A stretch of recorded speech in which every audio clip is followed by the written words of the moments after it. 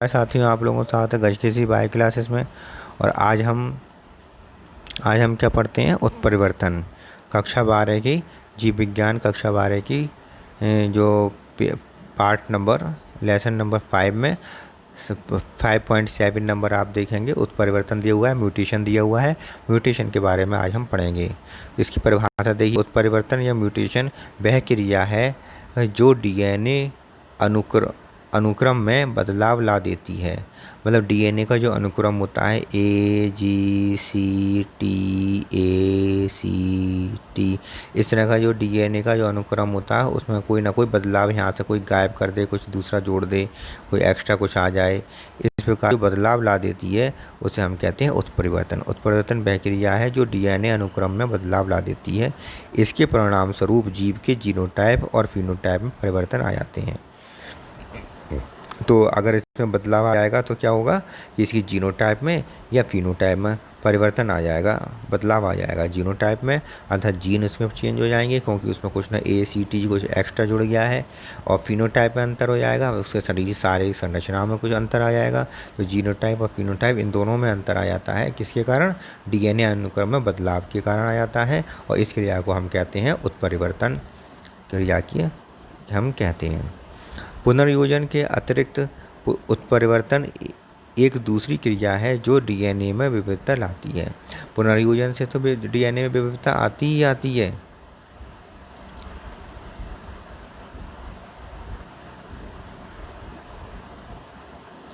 DNA से जो DNA है, डीएनए में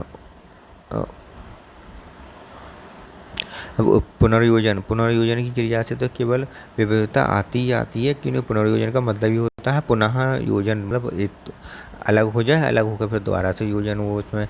वो तो पुनर्योजन में तो विविधता आती है डीएनए की, लेकिन उत्परिवर्तन एक दूसरी प्रक्रिया है जिसमें डीएनए में विविधता आती है। और क्यों आती है? या तो वहाँ से कुछ ना कुछ कट जाएगा, कट के अलग हो जाएगा डीएनए का कुछ भाग, या फिर डीएनए कुछ भाग में कुछ एक्स्ट्रा जुड़ जाएगा। तो इस हमने पिछले अध्याय में हम आगे हम इसके बारे में हम आगे पढ़ेंगे, ठीक है। तो प्रत्येक क्रोमेटिड में एक सिरे से दूसरे सिरे तक अतिकुंडलित रूप में एक डीएनए का कुंडल विद्यमान रहता है।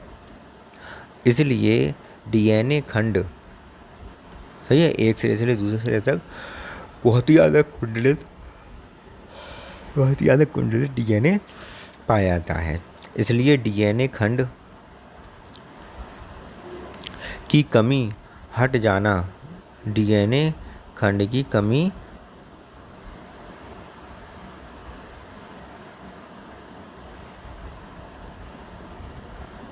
डीएनए खंड की कमी मतलब डीएनए खंड की कुछ कमी हो जाए, उसमें से कुछ हट जाए, निकल जाए तो कमी हो जाए, या बढ़त मतलब कुछ जुड़ जाए। जैसे मैंने अभी बताया आपको ACTGATGC, तो ऐसा कोई क्रम है डीएनए में। तो उसमें से अगर मान लीजिए इसमें से ये चीज़ निकल जाए, घट जाए, तो इसे कमी को कहते हैं या हटना कहते हैं इसे।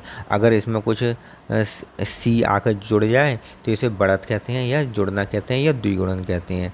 तो ये जो क्रिया है, इस क्रिया में हटना या जुड़ना क्रोमोसोम में बदलाव को ला कर दे देती है, क्रोमोसोम में बदलाव आ जाते हैं। अगर मान लीजिए कहीं पे ACTGCG ऐसे लिखा हुआ है, इसमें कुछ नीचे बदलाव आ जाता है, G आ जाता है। तो इसमें 3 इसके बनते थे और GCG के 3 बनते थे। तो अब क्या होगा कि कुछ एक्स्ट्रा अगर जुड़ गया इसमें तो क्या होगा कि ACTT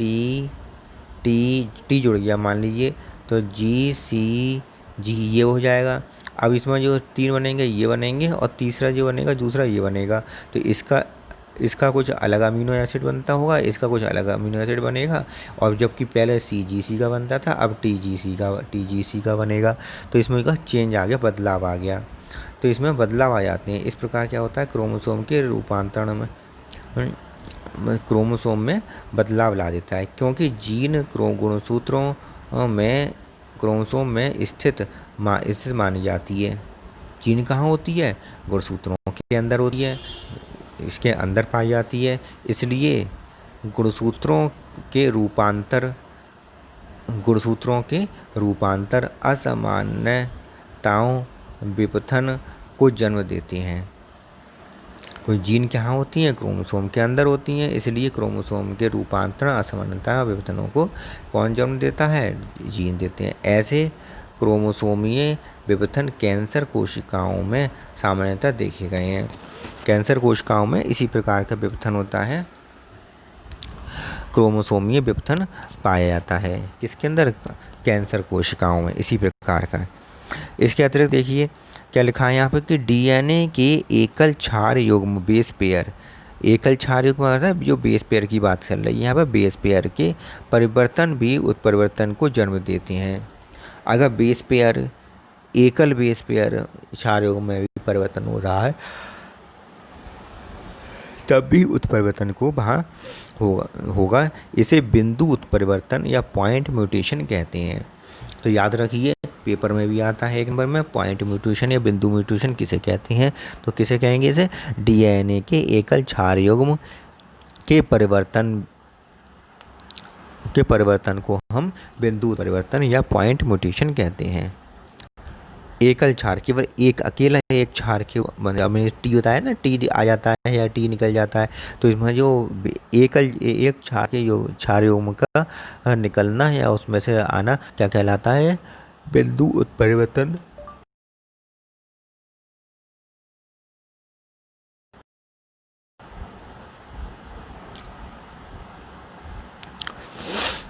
या पॉइंट म्यूटेशन कहलाता है। इस आगे पढ़ते हैं, इस प्रकार के उत्परिवर्तन को जाना माना उदाहरण इस प्रकार का उत्परिवर्तन मतलब बिंदु उत्परिवर्तन या पॉइंट म्यूटेशन का जो उदाहरण है, पेपर में अगर आएगा तो आपको लिखने के आना पड़ेगा। पॉइंट म्यूटेशन का उदाहरण क्या है? दात्र कोश का अतिरिक्ता सिकल सेल एनीमिया नामक रोग होता है। सिकल सेल एनीमिया रोग या दात्र कोश का अतिरिक्ता किसका उदाहरण है? बिंदु उत्परिवर्तन का या पॉइंट म्यूटेशन का उदाहरण है। डीएनए के क्षार युग्मों के घटने बढ़ने से फ्रेम शिफ्ट उत्परिवर्तन परिवर्तन उत्पन्न करते हैं।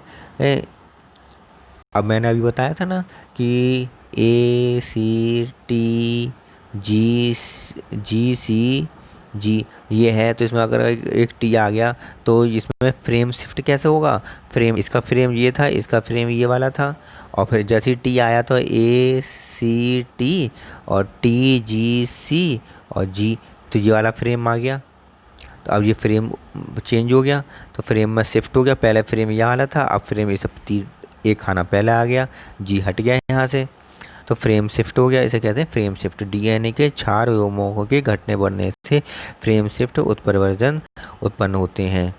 इस स्तर पर उत्परिवर्तन की क्रियाविधि की चर्चा विषय परास के बाहर है। उत्परिवर्तनों का जन्म अनेक रासायनिक व भौतिक कारणों द्वारा होता है। अच्छा, तो यहाँ से देखिए कि उत्परिवर्तनों का जन्म कैसे होता है? अनेक रासायनिक और भौतिक कारणों को होता है। इन्हें उत्परिवर्जन अथवा म्यूटाजन नाम दिया गया है। जो कारक हैं, भौतिक कारकों या रासायनिक कारकों जिनके कारण उत्परिवर्तन हो रहा है, तो जिनके कारण उत्परिवर्तन होता है उसे हम क्या कहेंगे? म्यूटाजन कहेंगे, कि म्यूटेशन को जन्म दे रहे हैं, इसलिए म्यूटाजन कहेंगे या उत्परिवर्तजन कहेंगे उसे। ठीक है।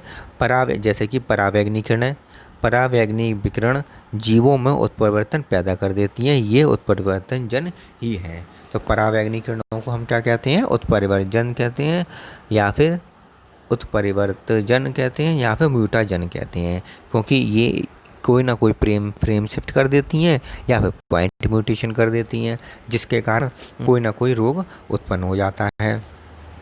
इसलिए परावैंगनिक किरणों से हमें बचकर रहना चाहिए, जिससे कि हमारे डीएनए में उत्परिवर्तन ना हो सके, हम डीएनए में उत्परिवर्तन से बच सकें। ठीक है। तो परावैंगनिक किरण क्या हो गई? उत्परिवर्तजन हो गई या म्यूटाजन हो गई। और उदाहरण याद रखना, बिंदु श्रावण का जो उदाहरण है दात्र कोश का रखता है, और फ्रेम शिफ्ट किसका मतलब क्या होता है कि पूरा जो ट्रिपलेट है, 3 क्षारों जो योग में है वो शिफ्ट हो जाए, कुछ दूसरा बदल जाए, हमने अभी समझाया था। तो इतना तो आप लोगों को समझ में आ गया आज। ठीक है, मधुमक्खी के बारे में आपने समझ में आ गया, उत्परिवर्तन के बारे में समझ में आ गया। अच्छा, मधुमक्खी सही है। ठीक है, तो आज आपको पिछली वीडियो मधुमक्खी के बारे में समझ में आ गया था। ठीक है, तो आपको सब कुछ समझ में आ ही गया है उत्परिवर्तन, और बाकी कुछ तो इसमें दोबारा से पढ़ कर देख लेना, वीडियो को दोबारा से बार बार चला चला कर देख लेना। तो इतना सब कुछ आप करके देख लेंगे तो आपको बार बार समझ में आ जाएगा। और अगर आप पहली बार मेरे चैनल पर आए हैं तो इसे सब्सक्राइब कर लें और सामने बनी हुई घंटी को ज़रूर दबा दें, बेल आइकन प्रेस कर दें। और अगर पहले से मेरे चैनल पर आते ही रहते हैं तो आप मेरी वीडियो को लाइक कर दें और अपने साथियों के साथ शेयर कर दें। ठीक है, लाइक कर दें और शेयर कर दें, जिससे कि और तुम्हारे साथियों को भी मेरी वीडियो की सहायता मिल सके, उन्हें हेल्प मिल सके। तो आज का मैं वीडियो यहीं समाप्त करता हूँ बच्चों। धन्यवाद आप लोगों का। आप शेयर ज़रूर करें अपने साथियों के साथ। और नए नए विद्यार्थी हों, नए स्टूडेंट आ गए हों तो उसे मेरे चैनल को सब्सक्राइब कर लो, बेल आइकन दबा दें।